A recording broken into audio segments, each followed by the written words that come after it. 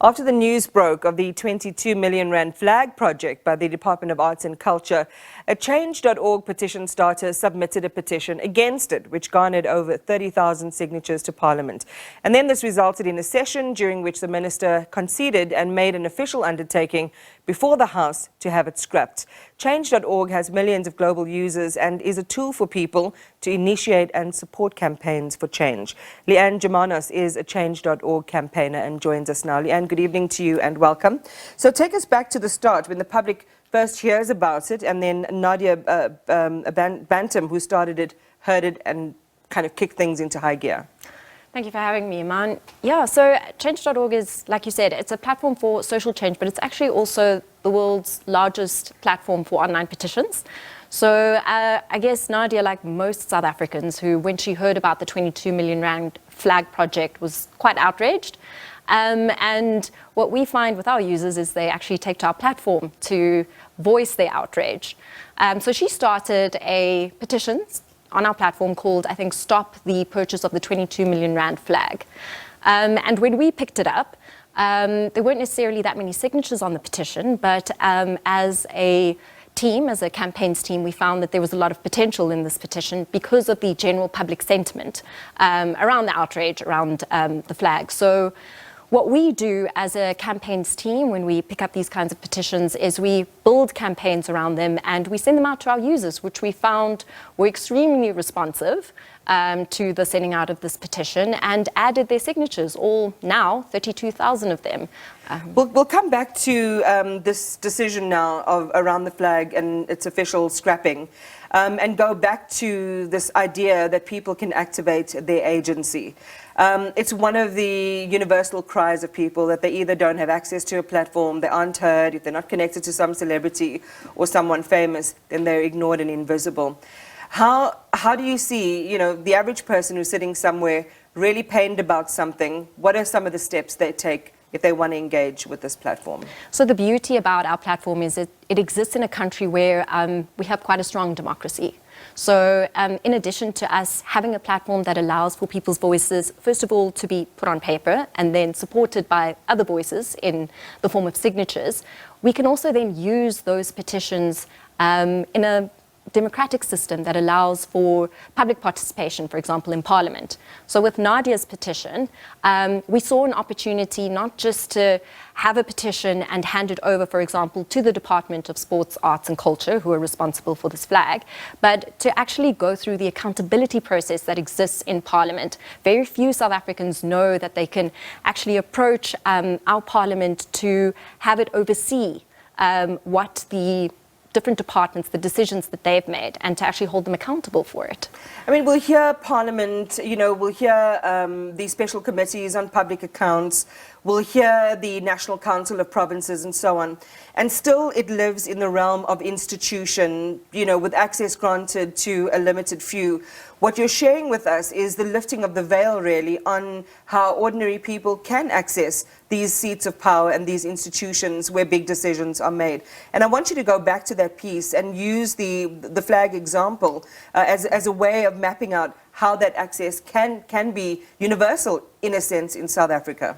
So when this petition was started on our platform and we decided to support it and build a campaign around it, we also picked up on the news that there was a particular DA MP within the Portfolio Committee on Sports, Arts and Culture, that's it, who was actually calling on the South African public to use their voices, to raise their voices and actually bring their outrage and their grievances to the Portfolio Committee. So we found that to be the perfect opportunity to work with Nadia on transforming her petition into a submission to Parliament, where she attached her petition, the 31,000 signatures, as well as, I think it was over 1,344 comments from the South African public on how they felt about the flag. And in that submission, she requested that the Portfolio Committee investigate the reasons for this flag project even coming into existence, for them to push basically the department to rethink their decision, and then to reallocate the 22 million rand, more specifically, to the true stakeholders and beneficiaries of the Department of Sports, Arts and Culture, which are our sportsmen, our artists, our culturalists. Whatever their mandate is to deliver. So I want to make a distinction. This is something that you chose to take on almost, not personally, but to take on as a focal project. Does that happen with all petitions, or is there a discretionary, is there discretion applied? So we have, I would say, like hundreds of or thousands of petitions started on the global platform daily. And in the same vein, like tens of petitions that would be started in South Africa daily. We don't support all petitions started on our platform. We are an open platform, so you can literally, any individual can start a petition on any matter. So we are quite selective in the petitions that we pick. Like you wouldn't pick I hate pink unless... Exactly. Yeah, unless it's not my favorite colour. No. Can't get a petition started. Unless we see the social impact value in it, right. We won't pick a petition. But when we do, we throw our full force behind it. In the same way that we supported Nadia's petition, that would be the case with any other petition that we pick and decide to support. We will go the full hog, pushing it out to our user base, bringing up the signatures, taking it to the point where we assist our petition starter to get it to the decision maker. In this case, it was Parliament, and then seeing it through to a victory, which is now what Nadia has. This is so interesting, Leanne. Again, going back to the point of disempowerment and invisibility. Of course, as you say, there is discretion applied as to which ones are really going to become amplified and have more support than just an online petition. But I think there's an opportunity there. I mean, obviously, every week on social media, we'll see some new bugbear emerging and something that somebody doesn't like. But there are things that are really, really, really serious around accountability. Now, this is an interesting question.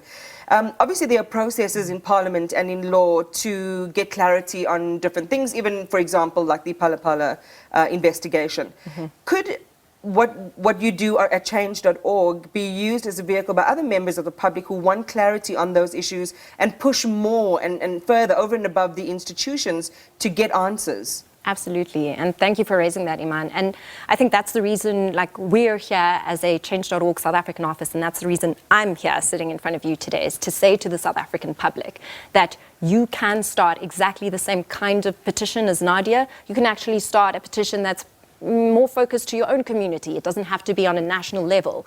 And you can see a change, or you can come to us and we'll assist you to push for that change.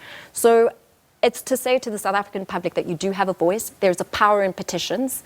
It's actually a constitutional right that we have as South Africans, which is unique to most other countries, to engage in public participation processes through petitions. And Parliament specifically has a mandate to accept petitions from the public.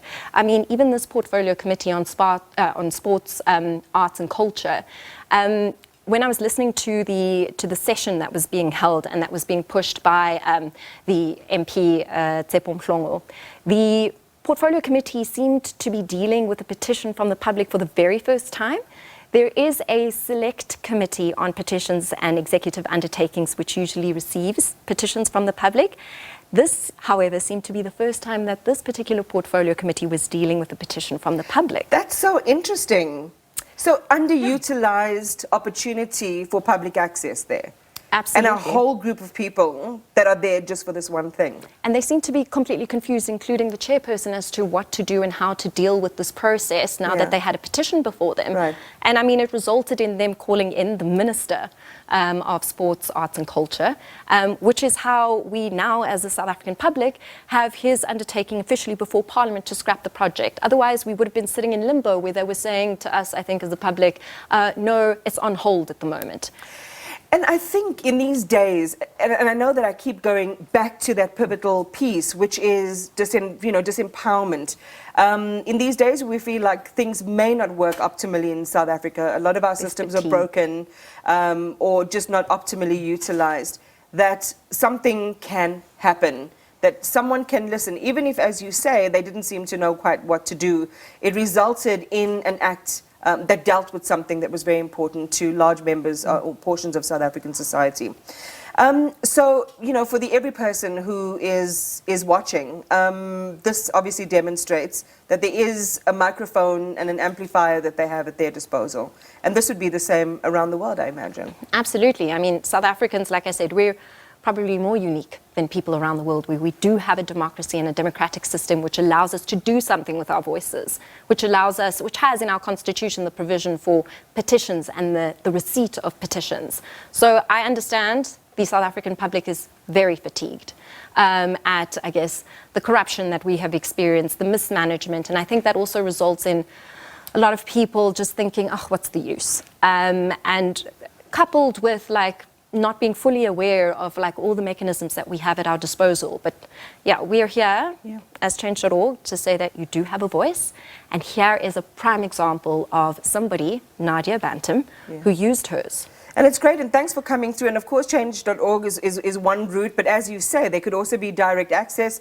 If there are these departments and portfolio committees that do take public insights or receive petitions from the public, that is also another route to follow. But thank you so much for sharing with us. We appreciate your time this evening.